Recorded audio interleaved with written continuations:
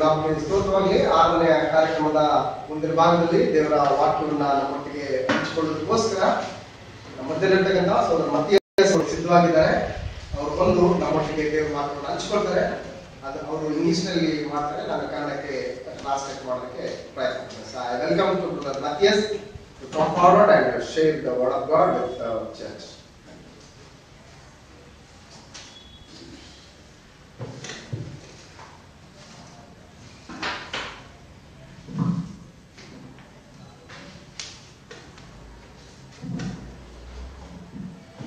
Good morning. So ಎಲ್ಲರಿಗೂ ಮುಂಜಾನೆಯ ಶುಭಾಶಯಗಳು. ಎಲ್ಲರಿಗೂ good morning.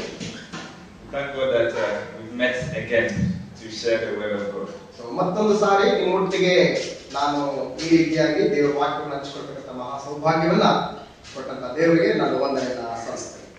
Last week we ended 1 year. So ಕಳೆದ ವಾರ ನಾವು ಒಂದು ವರ್ಷವನ್ನ ಕಳೆದು ಒಂದು ವರ್ಷನ ಮುಗಿಸಿದ್ವು. So I decided to start today by asking a question. So ಇದನ್ನ ನಾನು ಪ್ರಾರಂಭ ಮಾಡೋದಕ್ಕಿಂತ ಮುಂಚೆ ನಾನು ನಿಮ್ಗೆ ಒಂದು ಪ್ರಶ್ನೆಯನ್ನ ಕೇಳೋದಕ್ಕೆ ನಾನು ಬಯಸ್ತೇನೆ. What are your expectations for this year? So ಈ ವರ್ಷ ನೀವು ಏನನ್ನ ಅಪೇಕ್ಷೆ ಮಾಡ್ತಾ ಇದ್ದೀರಾ? ನೀವು ಏನನ್ನ ಬಯಸ್ತಾ ಇದ್ದೀರಾ ಈ ವರ್ಷ? I need answers. Anybody just ಯಾರಾದ್ರೂ ಸರಿ ಉತ್ತರನ ಹೇಳಿದ್ರೆ ನಮಗೆ ಅವಶ್ಯಕ ಇದೆ. ನಿಮ್ಮ ಉತ್ತರ ಏನನ್ನ ಬಯಸ್ತಾ ಇದ್ದೀರಾ ಈ ವರ್ಷ? ನೀವು ಏನಿರ್ಬೇಕು ಅಂತ ಬಯಸ್ತಾ ಇದ್ದೀರಾ? ಏನ್ ಬಿಡುವ? Anybody, just anything. What do you expect? ನೀವು ಏನನ್ನ ಬಯಸ್ತಾ ಇದ್ದೀರೋ ಅದನ್ನ ಹೇಳಿ, ಪರವಾಗಿಲ್ಲ. ಏನೇನು ಬಯಸ್ತಾ ಈ ವರ್ಷ ನಿಮ್ಗೆ ಏನ್ ಆಗ್ಬೇಕಂತ ಬಯಸ್ತಾ ಇದ್ದೀರಾ?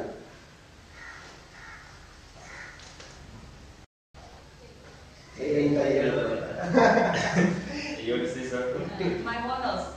So, Oh, good. Wonderful. Yeah, I've been to that. Yes. Yeah. Any other? ಇನ್ನು ಯಾರಿಗೆ ನಾಗೇಂದ್ರ ನಿಮ್ಗೆ?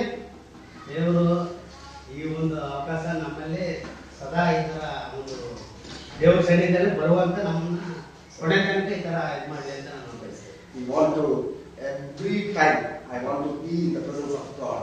Oh, wow, nice. Okay, we'll take 2 more. Just. So ಇನ್ನು ಎರಡನ್ನ ನಾನು ತಗೊಳ್ಳೋಕೆ ಬಯಸ್ತೇನೆ. ಇನ್ನು ಎರಡು ಪ್ರತಿಕ್ರಿಯೆ ಏನೇನು ಬಯಸ್ತೇನೆ? ಈ ವರ್ಷ ಏನು ಅಪೇಕ್ಷೆ? 2 more. ಈ ವರ್ಷ ನೀವು ಏನನ್ನ ಅಪೇಕ್ಷೆ ಮಾಡ್ತಾ ಇದ್ದೀರಾ?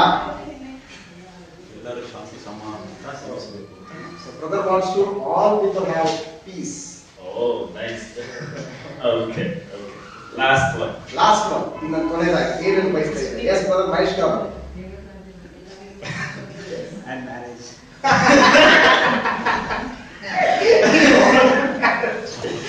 Okay, that's also very good.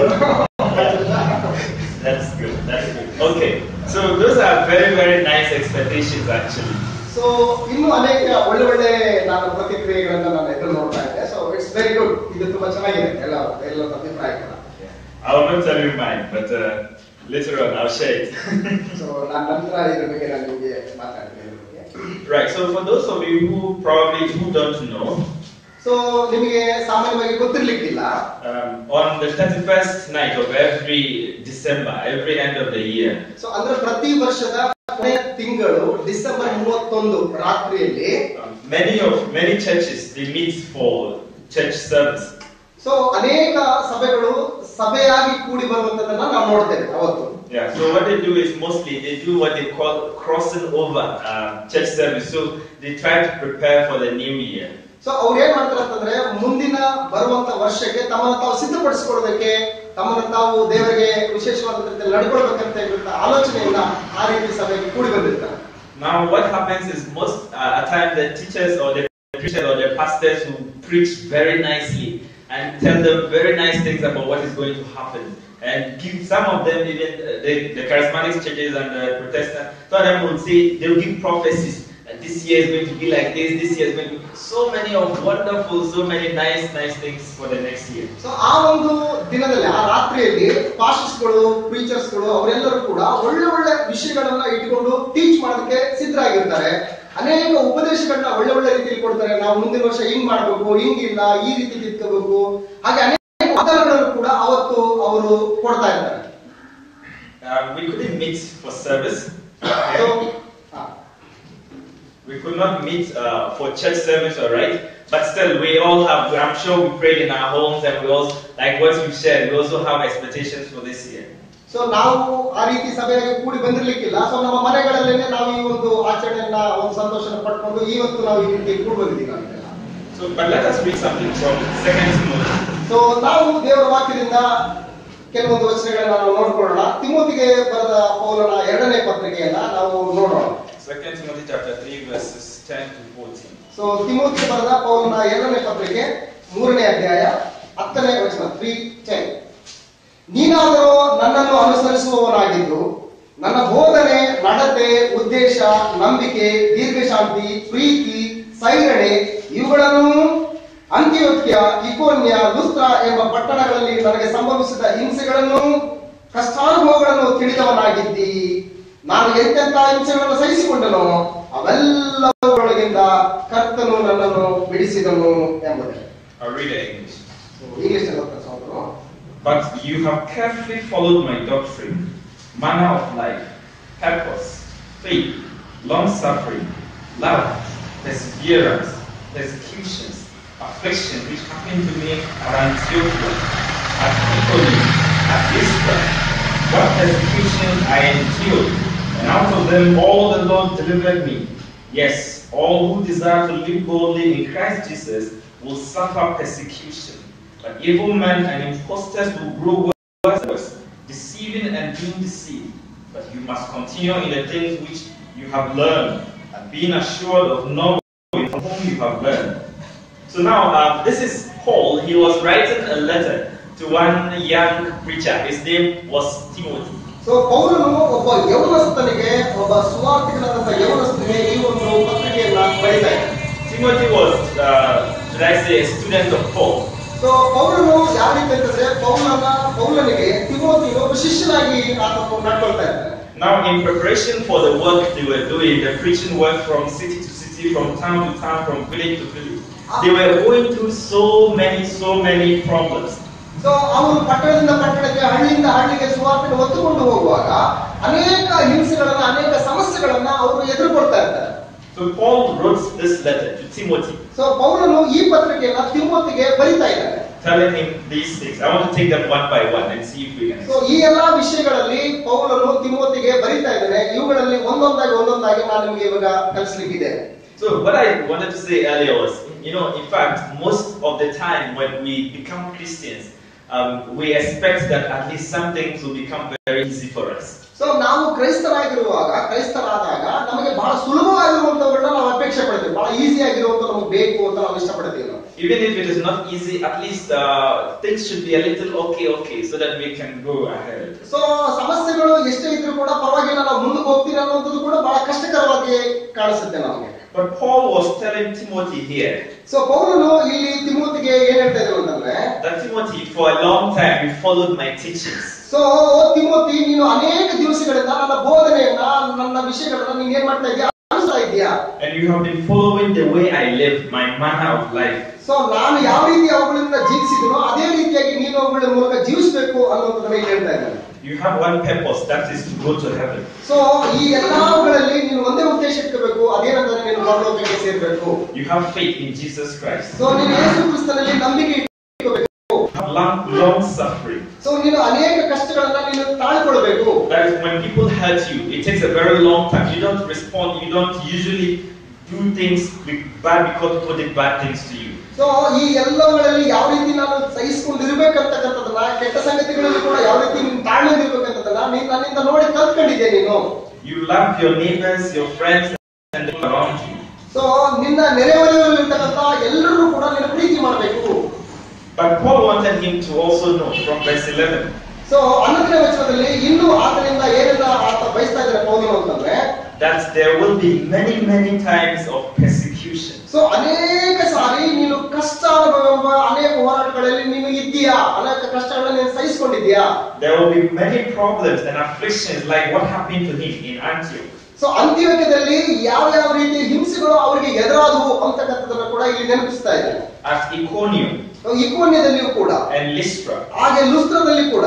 these are places, cities and towns where Paul had a lot of difficulties. So ಈ ಎಲ್ಲಾ ಪಟ್ಟಣಗಳಲ್ಲಿ ಪೌಲನು ಅನೇಕ ಹಿಂಸೆಗಳನ್ನ ಅನುಭವಿಸಿದನು ಅಂತ ಹೇಳ್ತಾ ಇದ್ದಾನೆ. And Paul is telling Timothy that the Lord delivered me, God saved me from all of these things. So ಪೌಲನು ತಿಮೋಥಿಗೆ ಹೇಳ್ತಾ ಇದ್ದಾನೆ, ಈ ಎಲ್ಲಾ ಕಷ್ಟಗಳಿಂದ ದೇವರು ನನ್ನನ್ನ ಬಿಡಿಸಿದನು ಅಂತ ಹೇಳಿ. So in verse 12, Paul says this. So 12ನೇ ವಚನದಲ್ಲಿ ಪೌಲನು ಈ ರೀತಿಯಾಗಿ ಹೇಳ್ತಾನೆ, Yes, and all who desire to live godly in Christ Jesus will suffer persecution. ಹೌದು, ಕ್ರಿಸ್ತ ಯೇಸುವಿನಲ್ಲಿ ಸದ್ಭಕ್ತರಾಗಿ ಜೀವಿಸುವುದಕ್ಕೆ ಮನಸ್ಸು ಮಾಡುವವರೆಲ್ಲರೂ ಕೂಡ ಹಿಂಸೆಗೊಳಗಾಗ್ತಾರೆ ಅಂತ ಹೇಳ್ತಾರೆ. In those days when they met in church and they were worshiping, some people would come and then beat them and kick them out of the church. In those days.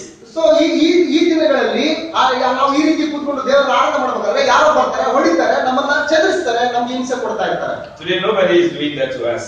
So ಇವತ್ತು ನಮಗೆ ಆ ರೀತಿಯಾದಂತಹ ಪರಿಸ್ಥಿತಿಗಳು ಇಲ್ಲಿ ಕಾಣಲಿಕ್ಕಿಲ್ಲ ಇವಾಗ.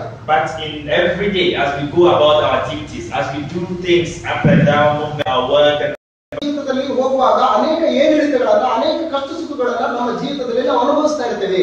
now the problem is sometimes we think that when we come into Christianity, some of these things have to stop. They don't have to happen. We don't have to go through difficulties. So ನಾವು ಕ್ರೈಸ್ತತ್ವಕ್ಕೆ ಬಂದಿರುವಂತದ್ದು ಈ ಎಲ್ಲಾ ಹಿಂಸೆಗಳಿಂದ ನಾವು ಪಾರಾಗಿ ಸುಖವಾದ ಜೀವಿತ ಕ್ರೈಸ್ತತ್ವದಲ್ಲಿ ಅದು ಸತ್ಯವಾದಂತ ಮಾತದು. So in verse 13, so 13ನೇ ವಚನದಲ್ಲಿ Paul says that but evil men and impostors will grow worse and worse and deceiving and being deceived. So ನೀನಾದರೂ ಕಲಿತು ದೃಢವಾಗಿ ನಂಬಿದ ಬೋಧನೆಯಲ್ಲಿ ನೆಲೆಯಾಗಿರು, ಕಲಿಸಿಕೊಟ್ಟವರು ಯಾರೆಂಬುದನ್ನು ಆಲೋಚಿಸು ಅಂತ ಹೇಳ್ತಾ ಇದ್ದಾರೆ. But we as Christians, so ನಾವು ಕ್ರೈಸ್ತರಾಗಿರ್ತಕ್ಕಂಥವ್ರು in verse 14, we are supposed to continue in the things which we have learned and being sure of knowing from whom we have learned from them. So ನಾವು ಇಲ್ಲಿವರೆಗೂ ಯಾವ ರೀತಿಯಾದಂತಹ ಕಲಿಯುವಿಕೆಯನ್ನು ಕಲ್ತ್ಕೊಂಡು ಬಂದಿದ್ದೀವೋ ಆ ಕಲಿಕೆಯಲ್ಲಿ ದೃಢವಾಗಿ ನೆಲೆಗೊಂಡಿರ್ಬೇಕು ನಾವು ಅಂತ ಹೇಳ್ತಾರೆ. We learn all these things from Christ. So ನಾವೆಲ್ಲ ಈ ಎಲ್ಲ ವಿಷಯಗಳನ್ನ ಕ್ರಿಸ್ತನಿಂದ ನಾವು ಕಲ್ತ್ಕೊಂಡಿದ್ದೀವಿ. So even as we begin a new year where people will enjoy, a lot of things will happen. But there are times that we will enjoy also. We will have very good things happening to us. So ಅನೇಕ ಜನರು ಈ ಹೊಸ ವರ್ಷದ ಸಂಭ್ರಮದ ಆಚರಣೆಯಲ್ಲಿ ಬಹಳ ಸಂತೋಷ ಪಟ್ಟಿದ್ದಾರೆ. ಹಾಗೆ ನಾವು ಕೂಡ ಕೆಲವೊಂದು ಸಂದರ್ಭದಲ್ಲಿ ಸಂತೋಷ ಪಟ್ಟಿದ್ದೀವಿ ಆ ಒಂದು ವಿಷಯದಲ್ಲಿ. So Mahesh might invite us to his marriage.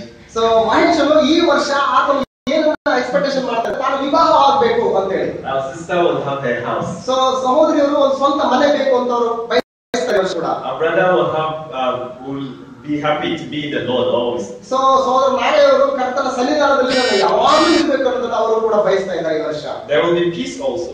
So ಇನ್ನೊಬ್ರು ಬಹಳ ಶಾಂತಿ ಅನೇಕರಲ್ಲಿ ನೆಲೆಸಬೇಕು ಅಂತ ಹೇಳಿ ಬಯಸ್ತಾ ಇದ್ದಾರೆ. But also there may be very different things. There may be very, very difficult times for us this year. So ಇವೆಲ್ಲಗಳಲ್ಲಿ ಅನೇಕ ವಿಧವಾದ ಸಂಕಟ ದಿನಗಳನ್ನ ನಾವು ಎದುರುಗೊಳ್ಳಬೇಕಾಗುತ್ತದೆ ಈ ದಿನಗಳಲ್ಲಿ. The marriage may not happen also. The marriage may not happen. So ಈ ಮದುವೆ ಕೂಡ ಆಗಬಹುದು. The house may not come. So ಮನೆ ಕೂಡ ಬರ್ಲಿಕ್ಕೆ ಇರಬಹುದು, ಬರದೇ ಇರಬಹುದು. There might be many problems. People will not be at peace. So ಅನೇಕ ಸಮಸ್ಯೆಗಳಿಂದ ಜನ ಶಾಂತಿಯಿಂದ ಇರ್ಲಿಕ್ಕೆ ಆಗದೇ ಇರಬಹುದು.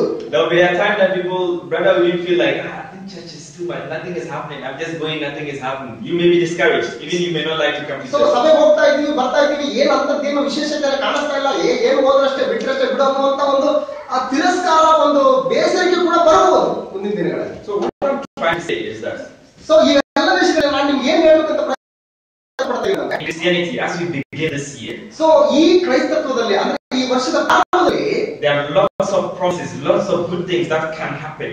ಸೊ ಅನೇಕ ಆಶ್ವಾಸಗಳನ್ನ, ಅನೇಕ ವಾಗ್ದಾನಗಳನ್ನ ನಾವು ಪ್ರೀತಿ ಮಾಡಿದ್ವಿ, ಅವುಗಳು ಸ್ವೀಕರಿಸಿದ್ವಿ, ಅವುಗಳು ನಮ್ಮ ಜೀವಿತದಲ್ಲಿ ನಡೆದೇ ಇರಬಹುದು ಮುಂದೆ. But the Bible also says that a lot of bad things can also happen. So ಅನೇಕ ಕೆಟ್ಟ ಸಂಗತಿಗಳು, ನಂಬಿಕೆಯನ್ನ ಧೃತಿಗೆಡಿಸುವಂತಹ ಸಂಗತಿಗಳು ನಮ್ಮ ಜೀವಿತದಲ್ಲಿ ನಡೀತವೆ ಅಂತ ಹೇಳಿ ಬೈಬಲ್ ಹೇಳ್ತದೆ.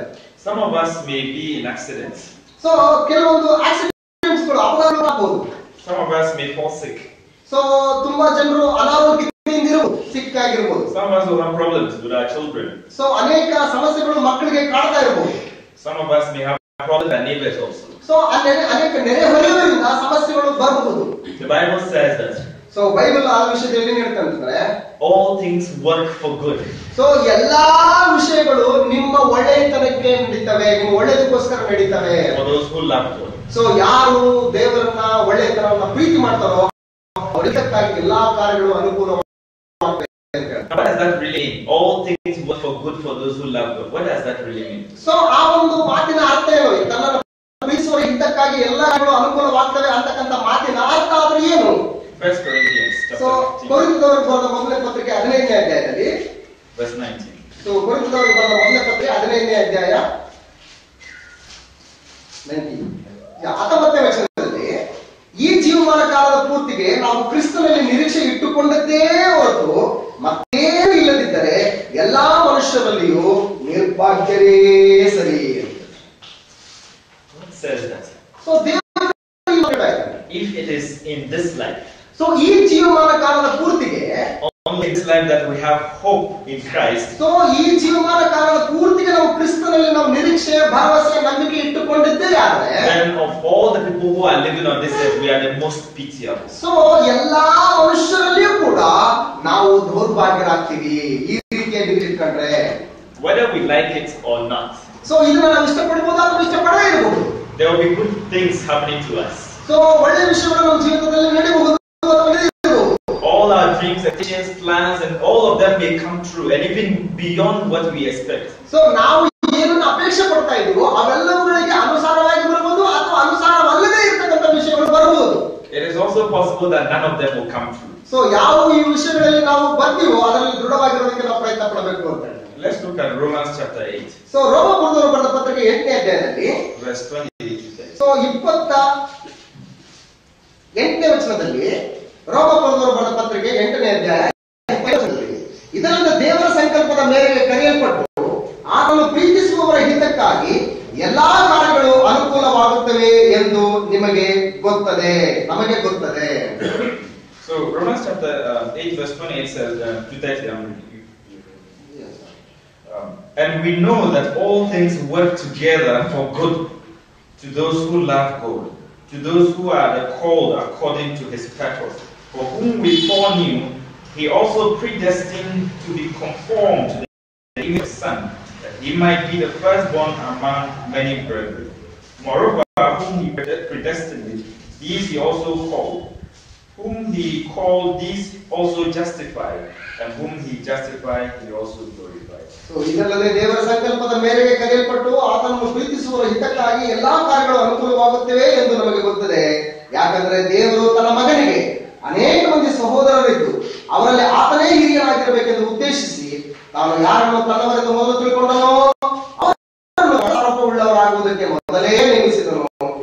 ಯಾರ ಮೊದಲು ನೇಮಿಸಿದನೋ ಅವರು ಹೇಳಿದನು, ಯಾರನ್ನು ಕರೆದನೋ ಅವರನ್ನು ನೀತಿವಂತರೆಂದು ನಿರ್ಣಯಿಸಿದನು, ಯಾರನ್ನು ನೀತಿವಂತರೆಂದು ನಿರ್ಣಯಿಸಿದನೋ ಅವರನ್ನು ಮಹಿಮಾ ಪದವಿಗೆ ಸೇರಿಸಿದನು. In 2018, ಸೊ 28ನೇ ವಚನದಲ್ಲಿ we're going to get a mixture of good and bad things. So ಇಲ್ಲಿ ನಾವು ಒಳ್ಳೆ ಮತ್ತು ಕೆಟ್ಟ ಸಂಗತಿಗಳನ್ನು ತಿಳ್ಕೊಂಡಿದ್ದೇವೆ. Because the Bible says all things does not mean only good things. All things, whether good or bad. So ಎಲ್ಲಾ ಕಾರ್ಯಗಳು ಅಂತ ಹೇಳ್ತಾರೆ, ಇಲ್ಲಿ ಬರೀ ಒಳ್ಳೆ ಕಾರ್ಯ ಅಂತಲ್ಲ, ಎಲ್ಲಾ ಕಾರ್ಯಗಳು ಒಳ್ಳೆದು ಕೆಟ್ಟದು ಎಲ್ಲವೂ ಕೂಡ They work for good. So ಅವೆಲ್ಲವೂ ಕೂಡ ಒಳ್ಳೆದಕ್ಕೋಸ್ಕರ ಕೆಲಸ ಮಾಡ್ತವೆ. ಅವು ಯಾರು ಯಾರು ದೇವರ ಪ್ರೀತಿ ಮಾಡ್ತಾರೋ ಅವರಿಗೆ ಮಾತ್ರ ಒಳ್ಳೆಯ ಕಡೆ ಪರಿವರ್ತನೆ ಆಗ್ತದೆ ಅಂತ. So, like I said earlier, there are times we will laugh, we will be happy and joy for 2018. But there are also times we are going to cry. Times that we will be sad. Times we will be very, very disheartened. Times that will be very discouraged. It's going to be a mixture in 2018. So 78ನೇ ವಚನದಲ್ಲಿ ಯಾವಾಗಲೂ ಕೂಡ ನೀವು ಸಂತೋಷವಾಗಿರ್ಬೇಕಂತಂದಾಗ ನಾವು ಅನೇಕ ಸಂದರ್ಭ ಸಂತೋಷವಾಗಿರಕ್ಕೆ ಆಗಲ್ಲ. ಆಗ್ಲೂ ಕೂಡ ನಾವು ಈ ಒಂದು ವಿಷಯಗಳಲ್ಲಿ ದೇವರನ್ನು ಪ್ರೀತಿಸುವಂತ ನಿಟ್ಟಿನಲ್ಲಿ ನಾವು ಮುಂದುವರಿಬೇಕು ಅಂತ ಹೇಳ್ತಾ ಇದ್ದಾರೆ. So there is a story about a blind man in the Bible. So ಇಲ್ಲಿ ಒಬ್ಬ ಕುರುಡನ ವಿಷಯವಾದಂತ ಒಂದು ಉಪಮಾನವನ್ನು ನಾವು ನೋಡ್ತಾ ಇದ್ದೇವೆ. When Jesus Christ was alive, there was a blind man who was blind from birth, and his disciples asked him. They were passing by, and the disciples asked, "What is the problem? What did this man do? Is this his parents who made some sin, or is it him, or what happened? Why is he blind from childhood?" So ಒಂದ್ಸಾರಿ ಯೇಸು ಸ್ವಾಮಿ ಹೋಗ್ತಾ ಇರ್ಬೇಕಾದ್ರೆ ಹುಟ್ಟುತ್ತಲೇ ಒಬ್ಬ ಕುರುಡನಾಗಿರ್ತಕ್ಕಂಥವನು ಅದನ್ನ ನೋಡಿದಾಗ ಶಿಷ್ಯರು ಆತನನ್ನು ಕೇಳ್ತಾನೆ. ಶಿಷ್ಯರು ಯೇಸು ಸ್ವಾಮಿನ ಕೇಳ್ತಾರೆ, ಈ ಮನುಷ್ಯನು ಈ ರೀತಿ ಕುರುಡನಾಗಿರುವುದಕ್ಕೆ ಯಾರು ಕಾರಣ? ಇವ್ರ ಅಪ್ಪನ, ಇವ್ರ ಅಮ್ಮನ, ಅಥವಾ ಇವ್ರು ಮಾಡಿದಂತ ಪಾಪಗಳ ಅಂತ ಹೇಳ್ಬಿಟ್ಟು ಕೇಳ್ತಾರೆ. But Christ said no. So Yesu ಕ್ರಿಸ್ತನು ಅವಾಗ ಹೇಳ್ತಾರೆ, ಅದು ಅಲ್ಲ ಅಂತ ಹೇಳ್ತಾರೆ. His parents did not do any sin. So ಇವರ ತಂದೆ ತಾಯಿಗಳು ಕೂಡ ಯಾವ ಪಾಪವನ್ನು ಕೂಡ ಮಾಡಲಿಲ್ಲ. He doesn't have any sin also. ಯಾವುದನ್ನು ಕೂಡ ಮಾಡಲಿಲ್ಲ. But this is for the glory of God so ಈ ಒಂದು ಕಾರ್ಯ ಆಗಿರೋದು ಏನಕ್ಕೆ ಅಂತಂದ್ರೆ ದೇವರು ಮಹಿಮೆಯನ್ನು ಹೊಂದುವುದಕ್ಕೋಸ್ಕರ ಅಂತ ಹೇಳಿ. So sometimes when things happen, we may not fully understand them. So ಕೆಲವೊಂದು ವಿಷಯಗಳಲ್ಲಿ ನಾವು ಯಾಕೆ ಹಿಂಗಾಯ್ತು ಅಂತ ನಾವು ಅರ್ಥ ಮಾಡ್ಕೊಳ್ಳೋದಕ್ಕೆ ಕಷ್ಟ ಆಗ್ಬೋದು ಅವಾಗ. But God has a purpose for all things. So ಆ ಒಂದು ವಿಷಯಗಳಲ್ಲಿ ದೇವರು ಏನೋ ಒಂದು ಉದ್ದೇಶನ ಅಲ್ಲಿ ಇಟ್ಕೊಂಡಿರ್ತಾನೆ. Let's read from Philippians chapter 1. So ಫಿಲಿಪ್ಪಿಯವರು ಬರೆದ ಪತ್ರಿಕೆ 1ನೇ ಅಧ್ಯಾಯದಲ್ಲಿ ನಾವು ನೋಡೋದಕ್ಕೆ Verse 29 to 30. ಸೊ 28ರಿಂದ 30 ವಚನದವರೆಗೆ ನೋಡ್ಕೋಣ. ಈ ಫಿಲಿಪ್ಪಿಯವರು ಬರೆದ ಪತ್ರಿಕೆ 1ನೇ ಅಧ್ಯಾಯ 28ನೇ ವಚನದಿಂದ 29ನೇ ವಚನದವರೆಗೆ, ನೀವು ಹೀಗಿರುವುದು ವಿರೋಧಿಗಳ ನಾಶನಕ್ಕೂ ನಿಮ್ಮ ರಕ್ಷಣೆಗೂ ದೇವರಿಂದಾದ ಪ್ರಮಾಣವಾಗಿದೆ. ಹೇಗೆಂದರೆ ಕ್ರಿಸ್ತನ ಮೇಲೆ ನಂಬಿಕೆ ಇರುವುದು ಆತನಿಗೋಸ್ಕರ ನಿಮಗೆ ಅನುಗ್ರಹವಾಗಿ ದೊರೆಯಿತು. ಹೀಗೆ ನೀವು ನನ್ನಲ್ಲಿ ಕಂಡಂತ ಮತ್ತು ಈಗ ನನ್ನಲ್ಲಿರುವುದಾಗಿ ಕೇಳುವಂತ ಅದೇ ಹೋರಾಟವು ನಿಮಗುಂಟು ಅಂತ ಹೇಳ್ತಾರೆ. So Philippians chapter 1 verses 29 and 30, I'm reading. So ಫಿಲಿಪ್ಪಿಯರ ಬರೆದ ಪತ್ರಿಕೆ 1ನೇ ಅಧ್ಯಾಯ 29-30 ವಚನವನ್ನು ಸಹೋದರರು ಇಂಗ್ಲಿಷ್ ಅಲ್ಲಿ ಓದ್ತಾರೆ. For to you it has been granted on behalf of Christ, or not only to believe in him, but also to suffer for his sake, having the same conflict which you saw in me, and now here is in me. So the thing is this. So ಇದು ಒಂದು ವಿಷಯ. We believe in Christ, that's why we are here. So ನಾವು ಕ್ರಿಸ್ತನಲ್ಲಿ ನಂಬಿಕೆ ಇಟ್ಟಿರುವುದರಿಂದ ನಾವು ಇಲ್ಲಿ ಬಂದಿದ್ದೀವಿ. ನಾವು good things will come, we will enjoy them. So ಒಳ್ಳೆ ವಿಷಯಗಳು ಬರ್ತವೆ, ಅವುಗಳಲ್ಲಿ ನಾವು ಆನಂದ ಪಡ್ತೇವೆ. But just like that Christ suffered before he died. So Yesu ಕ್ರಿಸ್ತನು ಯಾವಾಗ ಹಿಂಸೆಯನ್ನು ಅನುಭವಿಸಿದ್ರು, ಅಂದ್ರೆ ಆತನು ಸಾಯುವಾಗ ಅದೇ ಒಂದು ಭಾವನೆ ಕೂಡ ನಮ್ಮಲ್ಲಿ ಕೂಡ ಇರಬೇಕು. There are times that we will suffer. So ಅದೇ ಒಂದು ಸಂದರ್ಭದಲ್ಲಿ ನಾವು ಕೂಡ ಆ ತರದ ಒಂದು ಹಿಂಸೆಯನ್ನ ನೋವನ್ನು ಸಿದ್ಧರಾಗಿರಬೇಕು. I mentioned earlier that in the first church, in the beginning of Christianity, there were lots of persecution. So ಪ್ರಾರಂಭದ ಶತಮಾನದಲ್ಲಿ, ಪ್ರಾರಂಭ ಸಭೆಯಲ್ಲಿ ಅನೇಕ ಹಿಂಸೆಗಳು ಮೊದಲನೇ ಶತಮಾನದ ಕ್ರೈಸ್ತತ್ವಕ್ಕೆ ಸಭೆಗೆ ಎದುರಾದವು. Most of them lost their faith. Some stopped attending church. So ಅನೇಕರು ತಮ್ಮ ನಂಬಿಕೆಗಳನ್ನ ಕಳ್ಕೊಂಡ್ರು, ಸಭೆಗೆ ಹೋಗುವುದನ್ನು ಬಿಟ್ಟುಬಿಟ್ರು ಮೊದಲನೇ ಶತಮಾನದ ಕ್ರೈಸ್ತತ್ವದಲ್ಲಿ. But others continued. ಸೊ ಆ ರೀತಿಯಾದಂತಹ ವಿಷಯಗಳನ್ನೇ ಮುಂದುವರಿಯಕ್ಕಾಗಲಿಲ್ಲ ಅವಾಗ. Let's read something from Acts. So ಅಪೊಸ್ತಲ ಕೃತ್ಯದಲ್ಲಿ ಕೆಲವೊಂದು ವಿಷಯಗಳನ್ನ ನಾವು ನೋಡಿಕೊಳ್ಳೋಕೆ ಪ್ರಯತ್ನ. Verse 1 to 4. ಸೊ 8ನೇ ಅಧ್ಯಾಯ 1ರಿಂದ ಕೆಲವು ವಚನಗಳನ್ನು ನೋಡೋಣ. ಅಪೊಸ್ತಲರ ಕೃತ್ಯಗಳ ಪುಸ್ತಕ 8ನೇ ಅಧ್ಯಾಯ 1ನೇ ವಚನದಿಂದ. ಅಪೊಸ್ತಲರ ಪುಸ್ತಕ 8ನೇ ಅಧ್ಯಾಯ 1ನೇ ವಚನದಿಂದ, ಇದನ್ನು ಹೇಳಿ ನಿದ್ರೆ ಹೋದನು. ಸೌಲನು ಅವನ ಕೊಲೆಗೆ ಸಮ್ಮತಿಸುವವನಾಗಿದ್ದನು. ಆ ದಿವಸದಲ್ಲಿ ಯೆರೂಸಲೇಮಿನಲ್ಲಿದ್ದ ಸಭೆಗೆ ದೊಡ್ಡ ಹಿಂಸೆ ಉಂಟಾಯಿತು. ಅಪೊಸ್ತಲರು ಹೊರತಾಗಿ ಎಲ್ಲರೂ ಯೂದಾಯ, ಸಮಾರ್ಯ ಸೀಮೆಗಳಲ್ಲಿ ಚೆದರಿ ಹೋದರು. ಭಕ್ತರಾದ ಜನರು ಸ್ತಫನನನ್ನು ಮೂಡಿಟ್ಟು ಅವನಿಗೋಸ್ಕರ ಬಹಳವಾಗಿ ಗೋಳಾಡಿದರು. ಆದರೆ ಸೌಲನು ಮನೆಮನೆಗಳನ್ನು ಹೊಕ್ಕು ಗಂಡಸರನ್ನು ಹೆಂಗಸರನ್ನು ಎಳೆಕೊಂಡು ಬಂದು ಸೆರೆಮನೆಗೆ ಹಾಕಿಸಿ ಸಭೆಯನ್ನು ಹಾಳು ಮಾಡುತ್ತಿದ್ದನು. Notice that the Saul, the name there, Saul, that's actually Paul. Before he became a Christian, he was called Saul. So ಸೌಲನು ಕ್ರೈಸ್ತನಾಗೋದಕ್ಕಿಂತ ಮುಂಚೆ ಸೌಲನಾಗಿದ್ದನು. ಇದೇ ಈ ಸೌಲನು. So Saul was a Jew. He was a Jew, and he believed that the only true worship at that time is the Jewish worship. Anything aside from that was sinful, and that person practicing any such religion must be put to death. So ಈ ಸೌಲನು ಮೊದಲು ಯಹೂದ್ಯನಾಗಿದ್ದನು. ಯಹೂದ್ಯ ಮತ ಯಾವುದನ್ನ ಆರಾಧನೆ ಅದರಲ್ಲಿ ಪೂರ್ಣ ಆಸಕ್ತನಾಗಿದ್ದ. ಅದಕ್ಕೆ ವಿರುದ್ಧವಾದ ಆರಾಧನೆ ಆಗಲಿ ಅಥವಾ ಕಾರ್ಯಕ್ರಮಗಳಾಗಲಿ ಏನಾದರೂ ನಡೆದರೆ ಅದು ಪಾಪ ಅಂತೇಳಿ ತಿಳ್ಕೊಂಡು ಸೌಲನು ಈ ಕ್ರೈಸ್ತತ್ವದ ಮೇಲೆ ದಾಳಿಯನ್ನ ಮಾಡ್ತಾನೆ. I'm reading. Now Saul was consenting to his death. He's talking about Stephen. Stephen was killed. Now Saul was consenting to his death. At that time, a great persecution arose against the church, which was at Jerusalem. And they were all scattered throughout the regions of Judea and Samaria, except the apostles. And devout carried Stephen to his burial and made great lamentation over him. As for Saul, he made havoc of the church, entering every house and killing off men and women, committing them to prison. So Saul at that time believed in something. So ಆ ಸಮಯದಲ್ಲಿ ಸೌಲನು ಯಾವುದೋ ಒಂದನ್ನ ನಂಬ್ತಾ ಇದ್ದ.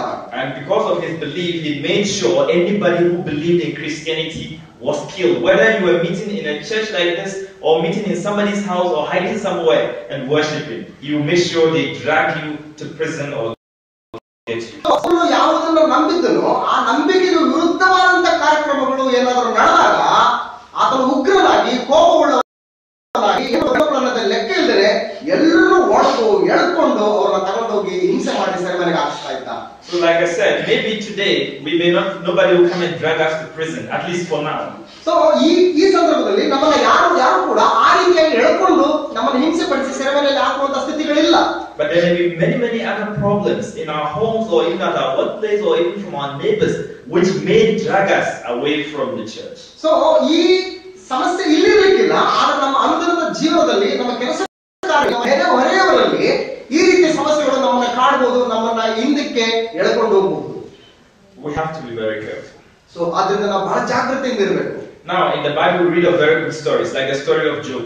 So ಯೋಬನ ಒಂದು ಚರಿತ್ರೆಯಲ್ಲಿ ಯೋಬನ ಒಂದು ಜೀವನವನ್ನು ನಾವು ಉಪಮಾನವಾಗಿ ನಾವು ನೋಡಿದ್ಯಾದ್ರೆ We're told that Job suffered so many difficulties and in the end God blessed him. He got everything back and even more than what he had. So ಯೋಬನು ದೇವರಿಂದ ಎಷ್ಟೊಂದು ಆಶೀರ್ವಾದ ಹೊಂದಿದ್ದಾಗಿಯೂ ಕೂಡ ಎಲ್ಲವನ್ನೂ ಕಳ್ಕೊಂಡ ನಂತರ ಪುನಃ ಎರಡರಷ್ಟಾಗಿ ಎಲ್ಲವನ್ನು ಕೂಡ ಯೋಬ ಪಡ್ಕೊತಾನೆ. We know about the story of Joseph also. So ಯೋಸೇಫನ ಒಂದು ಚರಿತ್ರೆ, ಆತನ ಜೀವನ ಚರಿತ್ರೆಯನ್ನು ಕೂಡ ಗೊತ್ತಿದೆ. He also went through many problems in his brother's hands, even in Egypt, and so many other things. But in the end, we are told that God glorified him. So ಯೋಸೇಫನು ತನ್ನ ಜೀವಿತದಲ್ಲಿ ತನ್ನ ಸಹೋದರರಿಂದ ಎಷ್ಟೋ ಹಿಂಸೆಗಳನ್ನ ಅನ್ಯಾಯವನ್ನ ಹೊಂದಿದ್ದಾಗ್ಯೂ ಕೂಡ ಅಂತಿಮವಾಗಿ ಯೋಸೇಫನು ದೇವರ ಮಹಿಮೆಗೋಸ್ಕರ ದೊಡ್ಡ ಪದವಿಯನ್ನು ಅಲಂಕರಿಸಿದ್ದನ್ನ ನಾವು ನೋಡ್ತೇವೆ. There's also the story of Hannah. So ಹನ್ನಳು ಕೂಡ ಆಕೆ ಜೀವಿತ ಚರಿತ್ರೆಯನ್ನು ಕೂಡ ನಾವು ನೋಡಿದ್ರೆ ಆಕೆ ಕೂಡ ಬಹಳ ಕಷ್ಟಪಟ್ಟಿದ್ದಾಳೆ. ಆಕೆ ಕೂಡ She was barren for so long and prayed and finally God answered her prayer. So ಆಕೆ ಬಂಜೆಯಾಗಿದ್ದಾಗ ಅನೇಕ ಸಾರಿ ಕಣ್ಣೀರಿಟ್ಟು ದೇವರ ಸನ್ನಿಧಾನದಲ್ಲಿ ಪ್ರಾರ್ಥನೆ ಮಾಡಿದಾಗ ದೇವರು ಆಕೆ ಪ್ರಾರ್ಥನೆಗೆ ಸುದುತ್ರವನ್ನು ಕೊಟ್ಟು ಗರ್ಭಫಲವನ್ನು ಆಕೆಗೆ ದಯಪಾಲಿಸ್ತಾನೆ. So most of the time we think about these stories and we have hope and we pray and we know that someday or somehow God will take us out of our. ಇವೆಲ್ಲ ಒಂದು ಜೀವನದ ಚರಿತ್ರೆಗಳನ್ನ ನಾವು ಓದ್ತಾ ಇದ್ದಾಗ ನಮಗೆ ಎದುರಾಗ್ತಕ್ಕಂಥ ಕಷ್ಟಗಳಿಂದ ದೇವರು ಒಂದಲ್ಲ ಒಂದಿನ ನಮ್ಮನ್ನು ಬಿಡಿಸ್ತಾರೆ, ನಮ್ಮನ್ನು ಪಾರು ಮಾಡ್ತಾರೆ, ನಮಗೆ ಶಾಂತಿ ಸಮಾಧಾನವನ್ನ ಕೊಡದೆ ಅಂತಕ್ಕಂಥ ನಿರೀಕ್ಷೆ ನಮಗೆ ಬರ್ತದೆ. But there are also other stories. So ಹಾಗೆ ಇದಕ್ಕಿಂತ ಭಿನ್ನವಾದಂತ ಕೆಲವು ಚರಿತ್ರೆಗಳು, ಕೆಲವು ಕಥೆಗಳು ಕೂಡ ಇದಾವೆ. Like the story of Jesus Christ. So Yesu ಕ್ರಿಸ್ತನ ಒಂದು ಚರಿತ್ರೆ ಕೂಡ. Christ told the people, what you are doing is wrong. You have to stop following Judaism. Christianity is the new way. The people said no and they killed him. So ಯೇಸುನು ಯಹೂದ್ಯ ಮತ ಅಂತಕ್ಕಂಥದ್ದು ತೆಗೆದುಹಾಕಿ ಕ್ರಿಸ್ತೀಯ ಮಾರ್ಗ ಅಂತಕ್ಕಂಥದನ್ನ ಪ್ರಬೋಧನೆ ಮಾಡಿ ಪ್ರೀಚ್ ಮಾಡಿದಾಗ ಯಹೂದ್ಯ ಮತಾವಲಂಬಿಗಳು ಯೇಸು ಕ್ರಿಸ್ತನನ್ನ ಹಿಂಸೆ ಪಡಿಸ್ತಾರೆ, ಯೇಸು ಕ್ರಿಸ್ತನನ್ನ ತಿರಸ್ಕಾರ ಮಾಡ್ತಾರೆ. In fact, at the point in time, Christ was praying to his Father, saying that, Father, if it is possible, let this cup pass by. So ಆ ಒಂದು ಹಿಂಸೆ ಯಾವ ಮಟ್ಟಿಗೆ ಇತ್ತು ಅಂತಂದ್ರೆ ಯೇಸು ಸ್ವಾಮಿಯವರು ಪ್ರಾರ್ಥನೆ ಮಾಡ್ತಾರೆ, ತಂದೆಯೇ ಹೇಗಾದ್ರೂ ನಿನ್ನ ಚಿತ್ತವಿದ್ದಿದ್ದಾರೆ ಈ ಪಾತ್ರೆಯನ್ನ ಅನುಭವಿಸು ಅನ್ನುವಂತ ರೀತಿಯಲ್ಲಿ ಕಷ್ಟವನ್ನ ಯೇಸು ಸ್ವಾಮಿ ಅನುಭವಿಸಿದ್ದಾರೆ. But it did not happen. So ಅದು ಆ ರೀತಿ ಆಗ್ಲಿಲ್ಲ. Now there's also the story of Stephen. So ಸ್ಟೆಫನ ಒಂದು ಜೀವನ ಚರಿತ್ರೆಯನ್ನು ಕೂಡ ನಾವು ನೋಡ್ತಾ ಇದ್ರೆ Stephen was preaching and talking to the same Jews. He spoke so hard, telling them that you people are very stubborn.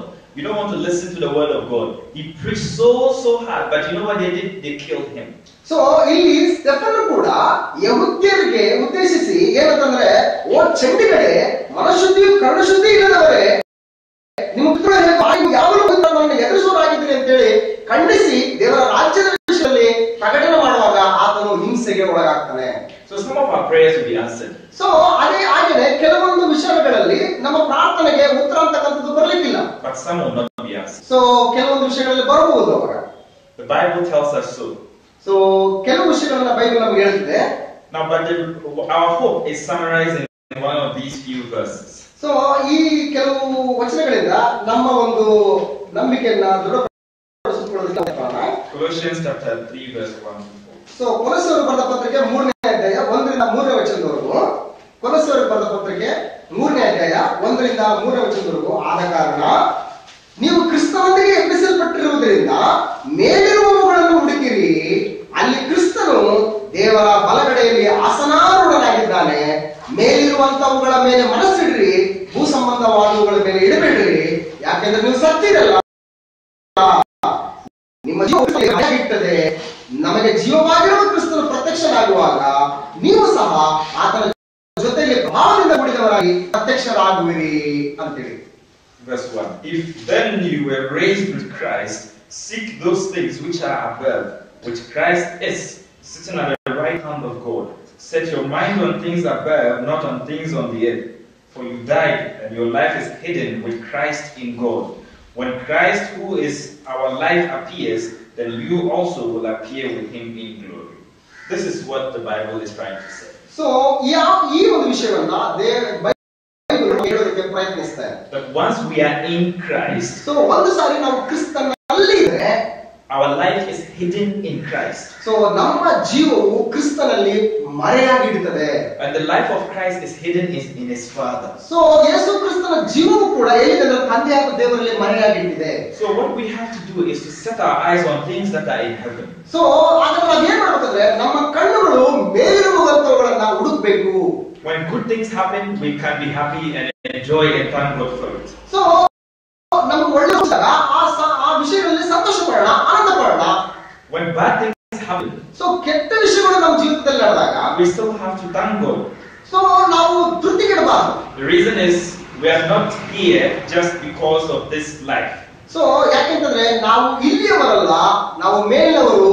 ಕೇವಲ ಅಲ್ಪವಾದಂತಹ ಜೀವನವನ್ನ ಇಲ್ಲಿ ಜೀವಿಸಲಿಕ್ಕೆ ನಾವು ಇದ್ದೀವಿ ಅಂತಕ್ಕಂಥದ್ದನ್ನು ನಮ್ಮ ತಲೆಯಲ್ಲಿ ಇರಬೇಕು. We have to set our eyes on the price that we will get at the end of the day. So ಕೊನೆಯ ದಿನದಲ್ಲಿ ನಾವು ಹೊಂದಲಿಕ್ಕಿರ್ತಕ್ಕಂಥ ಈ ಜೀವನದಲ್ಲಿ ನಾವು ಉಲ್ಲಾಸವಾಗಿರಬೇಕು. Because in verse 2 and 3, I'm just repeating. So 2 ಮತ್ತು 3 ವರ್ಷದಲ್ಲಿ ನಾನು ನಿಮಗೆ ಹೇಳಲಿಕ್ಕೆ ಬಯಸ್ತೇನೆ. The Bible says, set your mind on things above, not on things on the earth. For you died and your life is hidden with Christ in God. So ಮೇಲಿರುವಂತವುಗಳ ಮೇಲೆ ಮನಸ್ಸಿಡ್ರಿ, ಭೂ ಸಂಬಂಧವಾದವುಗಳ ಮೇಲೆ ಇಡಬೇಡ್ರಿ. ಯಾಕಂದ್ರೆ ನೀವು ಸತ್ತಿರಲ್ಲ, ನಿಮ್ಮ ಜೀವವು ಕ್ರಿಸ್ತನೊಂದಿಗೆ ದೇವರಲ್ಲಿ ಮರೆಯಾಗಿಟ್ಟಿದೆ ಅಂತ.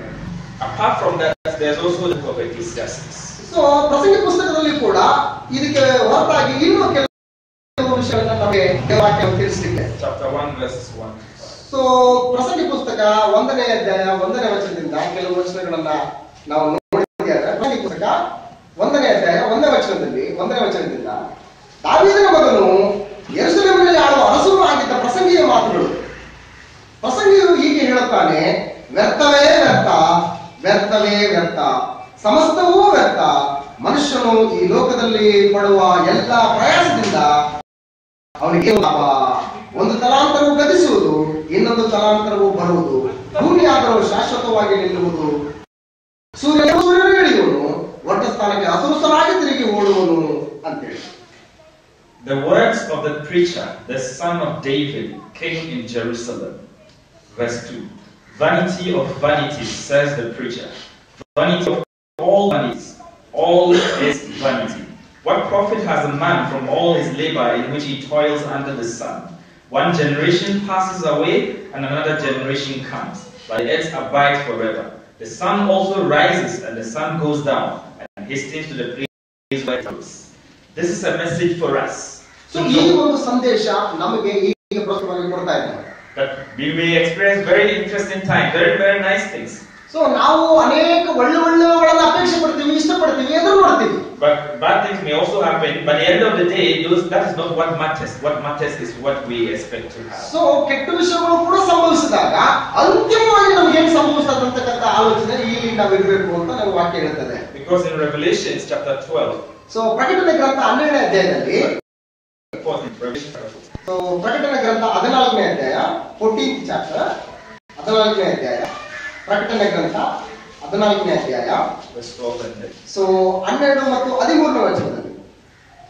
ಪ್ರಕಟಣೆ ಗ್ರಂಥ 14ನೇ ಅಧ್ಯಾಯ 12 ಮತ್ತು 13ನೇ ವಚನದಲ್ಲಿ ಇದರಲ್ಲಿ ದೇವರ ಆಜ್ಞೆಗಳನ್ನು ಯೇಸುವಿನ ಮೇಲೆ ನಂಬಿಕೆಯನ್ನು ಕೈಕೊಂಡು ನಡೆಯುತ್ತಿರುವ ದೇವಜನರ ತಾಳ್ಮೆಯು ತೋರಿಬರುತ್ತದೆ. ಪರಲೋಕದಿಂದ ಒಂದು ಶಬ್ದವು ನನಗೆ ಕೇಳಿಸಿತು, ಅದು ಇಂದಿನಿಂದ ಕರ್ತನ ಭಕ್ತರಾಗಿ ಸಾಯುವವರು ಧನ್ಯರು ಎಂದು ನನಗೆ ಹೇಳಿತು. ಅದಕ್ಕೆ ಆತ್ಮನು, ಹೌದು, ಅವರು ಧನ್ಯರೇ, ಅವರ ಕಷ್ಟ ತೀರಿತು, ಅವರಿಗೆ ವಿಶ್ರಾಂತಿಯಾಗುವುದು, ಅವರ ಸುಕೃತ್ಯಗಳು ಅವರೊಡನೆ ಬರುವವು ಎಂದು ಹೇಳುತ್ತಾನೆ ಅಂತ. Verse 12. Here is the patience of the saints. Here are those who keep the commandments of God and the faith of Jesus. Then I heard a voice from heaven saying to me, Right. Blessed are the dead who die in the Lord from now on.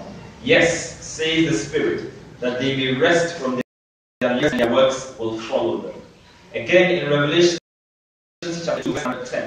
So ಮತ್ತೊಂದು ಸಾರಿ ಪ್ರಕಟಣೆ ಗ್ರಂಥ 2ನೇ ಅಧ್ಯಾಯ 10ನೇ ವಚನದಲ್ಲಿ, ಪ್ರಕಟಣೆ ಗ್ರಂಥ 2ನೇ ಅಧ್ಯಾಯ 10ನೇ ವಚನದಲ್ಲಿ, ನಿನಗೆ ಸಂಭವಿಸುವುದಕ್ಕಿರುವ ಬಾಧೆಗಳಿಗೆ ಹೆದರಬೇಡ, ಈಗೋ ನೀವು ದುಷ್ಪ್ರೇರಣೆಗೆ ಒಳಗಾಗುವಂತೆ ಸೈತಾನನು ನಿಮ್ಮಲ್ಲಿ ಕೆಲವರನ್ನು ಸೆರೆಮನೆಯೊಳಗೆ ಹಾಕುವುದಕ್ಕಿದ್ದಾನೆ ಮತ್ತು 10 ದಿವಸಗಳ ತನಕ ನಿಮಗೆ ಸಂಕಟವಿರುವುದು. ನೀವು ಸಾಯಬೇಕಾದರೂ ನಂಬಿಗಸ್ತನಾಗಿರು, ನಾನು ನಿನಗೆ ಜೀವವೆಂಬ ಜಯಮಾಲೆಯನ್ನು ಕೊಡುವೆನು. ದೇವರಾತ್ಮನ ಸಭೆಗಳಿಗೆ ಹೇಳುವುದನ್ನು ಕಿವಿಯುಳ್ಳವನು ಕೇಳಲಿ. ಜಯ ಹೊಂದಿದವನಿಗೆ ಒಂದು ಮರಣದಿಂದ ಕೇಳಾಗುವುದೇ ಇಲ್ಲ. Do not fear any of those things which you are about to suffer. Indeed, the devil is about to throw some of you into prison. You will be tested and you will have tribulation for 10 days. Be faithful until death, and I will give you the crown of life. This is what the Bible says. So ಈ ಒಂದು ವಿಷಯವನ್ನ Bible ನಮ್ಮನ್ನ ಎಚ್ಚರಿಸ್ತಾ ಇದೆ. Reason is that in 2018 hard times will come. So ಕಾರಣ ಅಂತಂದ್ರೆ ಕೆಲವೊಂದು ಸಂದರ್ಭದಲ್ಲಿ ಬಹಳ ಕಷ್ಟಕರವಾದಂತಹ ಸಂದರ್ಭಗಳು, ಪರಿಸ್ಥಿತಿಗಳು ನಮಗೆ ಎದುರಾಗ್ತವೆ.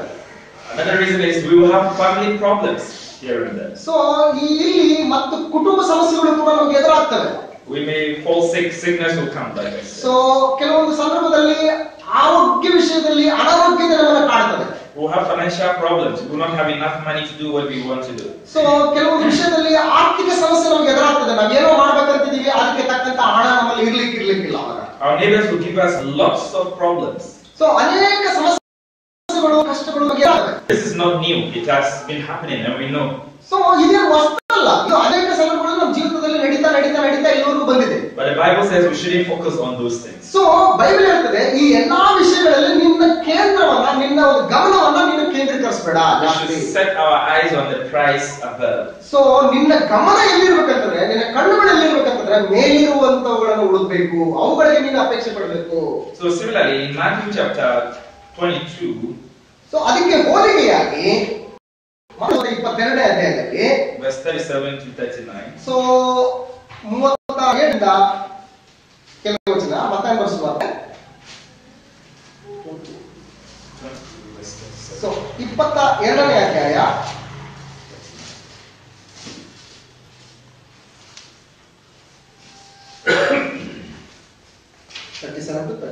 37ನೇ ವಚನದಿಂದ 40ನೇ ವಚನ. ನಿನ್ನ ದೇವರಾಗಿರುವ ಕರ್ತನನ್ನು ನಿನ್ನ ಪೂರ್ಣ ಹೃದಯದಿಂದಲೂ, ನಿನ್ನ ಪೂರ್ಣ ಪ್ರಾಣದಿಂದಲೂ, ನಿನ್ನ ಪೂರ್ಣ ಬುದ್ಧಿಯಿಂದಲೂ ಪ್ರೀತಿಸಬೇಕು ಎಂಬ ಆಜ್ಞೆಯೇ ಮುಖ್ಯವಾದದ್ದು ಮತ್ತು ಮೊದಲನೆಯದು. ಇದಕ್ಕೆ ಕಾರಣವಾದ 2ನೇ ಆಜ್ಞೆ ಒಂದುಂಟು. ಅದು ಯಾವುದೆಂದರೆ ನಿನ್ನ ನೆರೆಯವನನ್ನು ನಿನ್ನಂತೆಯೇ ಪ್ರೀತಿಸಬೇಕು ಎಂಬುದೇ. ಈ 2 ಆಜ್ಞೆಗಳು ಆಧಾರವಾಗಿವೆ ಎಂದು ಹೇಳಿದನು. Jesus said to him, so Yesu ಕ್ರಿಸ್ತನು ಇಲ್ಲಿ ಹೇಳ್ತಾ ಇದ್ದಾನೆ ಆತನಿಗೆ, you shall love the Lord your God with all your heart. So ನಿನ್ನ ದೇವರಾಗಿರುವ ಕರ್ತನನ್ನ ನಿನ್ನ ಪೂರ್ಣ ಹೃದಯದಿಂದಲೂ, ಪೂರ್ಣ ಪ್ರಾಣದಿಂದಲೂ ನೀನು ಪ್ರೀತಿಸಬೇಕು. And with all your soul. So ನಿನ್ನೆಲ್ಲ ಆತ್ಮದಿಂದಲೂ, ನಿನ್ನೆಲ್ಲ ವಿವೇಕದಿಂದಲೂ ಆತನನ್ನ ಪ್ರೀತಿಸಬೇಕು. And with all your mind. So ಎಲ್ಲಾ ನಿನ್ನ ವಿವೇಚನೆಯಿಂದಲೂ ಕೂಡ ದೇವರನ್ನು ಪ್ರೀತಿ ಮಾಡಬೇಕು. Please dear, pay attention to this. So all your heart, all your soul, and all your mind.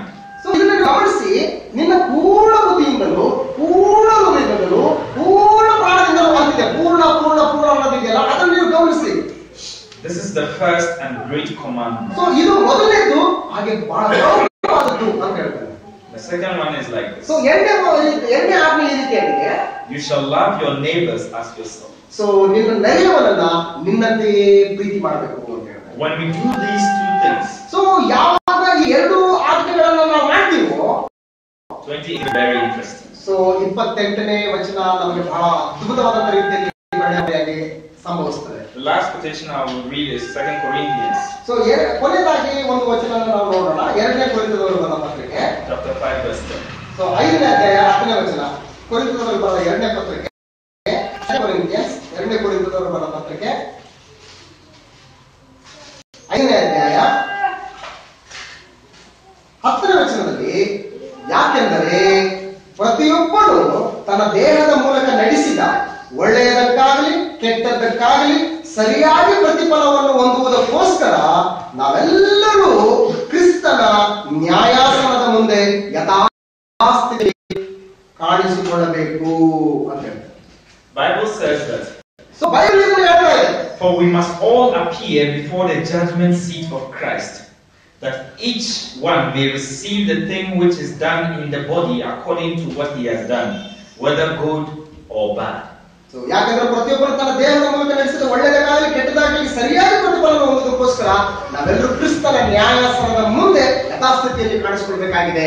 There will be lots of challenges and there will be lots of very, very good times for us. So ಅನೇಕ ಸವಾಲುಗಳು ಜೀವಿತದಲ್ಲಿ ಎದುರಾಗ್ತವೆ, ಅನೇಕ ಒಳ್ಳೆ ಒಳ್ಳೆ ಸಂಗತಿಗಳು ಕೂಡ ನಮಗೆ ಎದುರಾಗ್ತವೆ. The Bible says we should love the Lord our God with all our heart, with all our mind and with all our soul. So ಈ ಎಲ್ಲಾ ಪರಿಸ್ಥಿತಿಗಳಲ್ಲಿ ನಮ್ಮ ದೇವರಾಗಿರ್ತಕ್ಕಂತಹ ಕರ್ತನನ್ನ ನಾವು ಪೂರ್ಣ ಹೃದಯದಿಂದಲೂ ಪೂರ್ಣ ಪ್ರಾಣದಿಂದಲೂ ಪೂರ್ಣ ವಿವೇಕದಿಂದಲೂ ನಾವು ಪ್ರೀತಿ ಮಾಡಿದ್ದಾದ್ರೆ We should also love our neighbors as ourselves. So ಹಾಗೆ ನಾವು ನಮ್ಮ ನೆರೆಹೊರೆಯವರನ್ನು ಕೂಡ ನಾವು ಪ್ರೀತಿ ಮಾಡಿದರೆ Now whether we do it or not, so ಇವುಗಳನ್ನು ಮಾಡಿದ್ರು ಕೂಡ ಮಾಡದೇ ಇದ್ದಾಗಿ ಕೂಡ the Bible says we will all be brought before the judgment seat of God. So ಇವೆಲ್ಲಗಾಗಿ ಕ್ರಿಸ್ತನ ನ್ಯಾಯಾಸನದ ಮುಂದೆ ನಾವು ಯಥಾಸ್ಥಿತಿಯಲ್ಲಿ ಕಾಣಿಸಿಕೊಳ್ಬೇಕಾಗಿದೆ.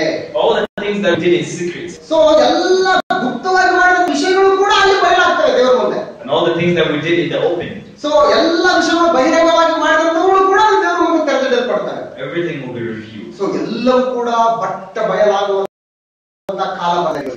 The judgment will be given. So ದೇವರ ನ್ಯಾಯ ತೀರ್ಪು ಸದಾ ನಮಗೋಸ್ಕರ ಕಾಯ್ತಾ ಇರ್ತದೆ. It's not going to be easy. So ಅದನ್ನ ಕಾಣುವುದಷ್ಟು ಸುಲಭ ಅಲ್ಲ. But God does not give us problems that are too much than what we can handle. So ಈ ಎಲ್ಲವುಗಳ ಮಧ್ಯದಲ್ಲಿ ದೇವರು ಅತ್ಯಂತ ಹೆಚ್ಚು ಕಷ್ಟಗಳನ್ನು ಅನುಭವಿಸುವಂತಹ ರೀತಿಯಲ್ಲಿ ನಮ್ಮನ್ನ ಈಡು ಮಾಡಲ್ಲ. So let us keep trying. Our God will help us. So ನಾವು ಪ್ರಯತ್ನಿಸೋಣ, ದೇವರು ನಮಗೆ ಸಹಾಯ ಮಾಡೋದಕ್ಕೆ ಅದನ್ನು ಸಿದ್ಧವಾಗಿದ್ದಾನೆ. God give us our. So ದೇವರು ನಮ್ಮೆಲ್ಲರೊಟ್ಟಿಗೆ ಸದಾಕಾಲ ತನ್ನ ಕೃಪೆಯನ್ನು ವಿಸ್ತರಿಸಲಿ.